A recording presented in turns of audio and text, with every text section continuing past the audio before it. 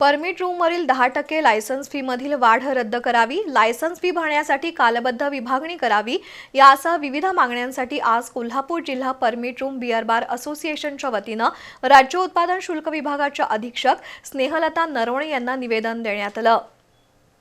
कोल्हापूर जिल्हा permit room आणि beer bar असोसिएशनच्या वतीनं आज राज्य उत्पादन शुल्क विभागाच्या अधीक्षक स्नेहलता नरवणे यांची भेट घेतली। परमिट रूम आणि बिअर बार व्यावसायिकांचा व्यवसाय कमी होत चाललाय।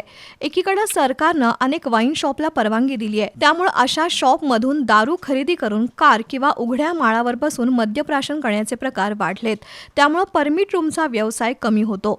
अशा परिस्थितीत शासनानं परमिट रूमवरील लायसन्स फीमध्ये 10% वाढ केली आहे, ती ताबडतोब रद्द करावी, लायसन फी भरण्यासाठी मुदतीचे टप्पे द्यावेत अशा मागण्या करण्यात आल्या। शासनाला सर्वाधिक महसूल मिळवून देणाऱ्या बिअर बार आणि परमिट रूम व्यावसायिकांच्या अडचणी सोडवाव्यात या मागणीचं निवेदन नरवणे यांना देण्यात आलं।